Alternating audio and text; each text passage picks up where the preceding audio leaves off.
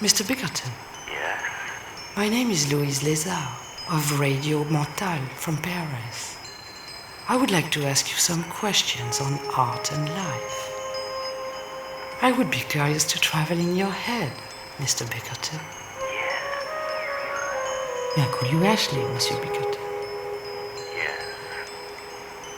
Are you interested in ethics, Yes. genetics, Yes. cybernetics, Yes. electronics, Yes. panoramics? Yes. Is your work subversive, Mr. Bickerton?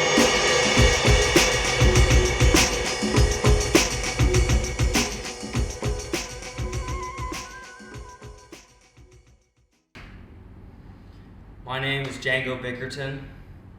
My father was Ashley Bickerton.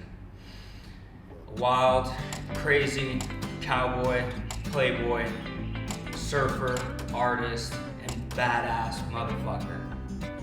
Born in Barbados in 1959, traveled the world a lot when he was younger. His father, my grandfather, was a linguist and a professor, taught around different parts of the world. A big part of his life that shaped him was definitely his time he spent in Hawaii. Moved there when he was about, I think, 12, and it's where he really found his love for the ocean. Surfing, I guess, too, and all the culture that surrounds those two things.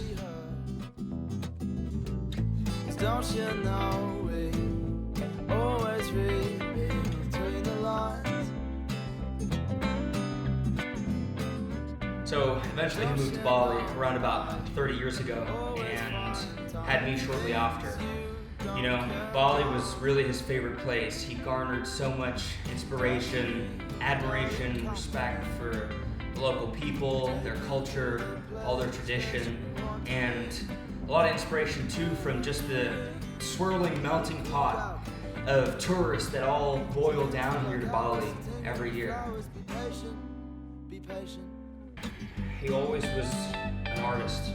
I mean, ever since he could pick up a pencil, he was drawing stuff, he was creating things, and he got really popular in school, doing school comic books. Then he went to Cal Arts and really refined his talents. And from then on, it became his full-time profession.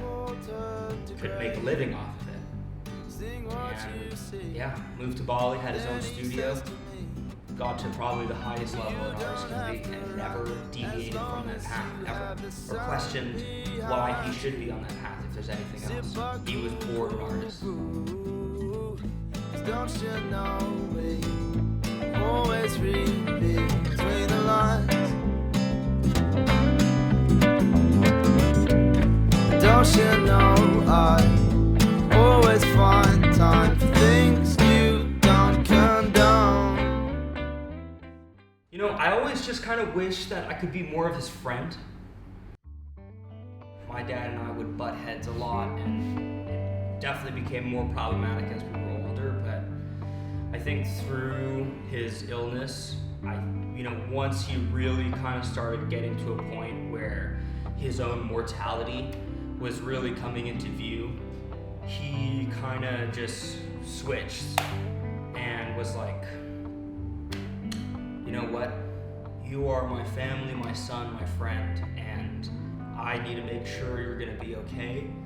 I need to have this time with you, to understand with you, to listen to you, because this is the last time we're gonna have it. So we kind of just put everything aside and totally just fucking loved it out, I vomited all my emotions, he vomited all of his, and it was such a good way to kind of be able to say everything I wanted to say before he passed.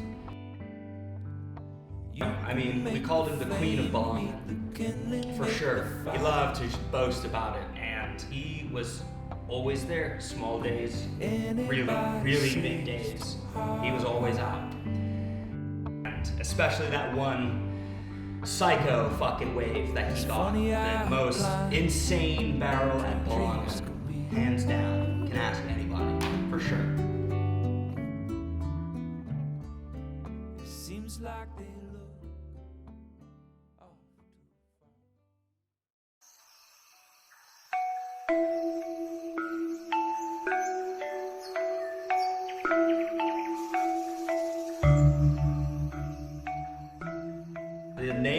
ceremony is called Ngaben, and as I was saying earlier, how my dad really embraces the culture, tradition, and the people here. We wanted to have that, as a beautiful celebration of life, and not be sorry for your loss or sad about it. Just appreciate the amazing life he had. And one of the last things that he wanted was his funeral ceremony to be a show, a spectacle, something really, really fucking cool.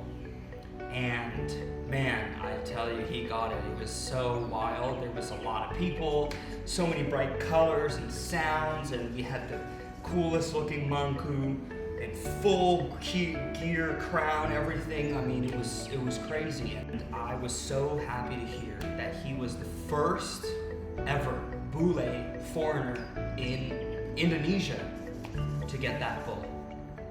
And that to me is such a fucking show. Exactly how Ash wanted it. No question about it.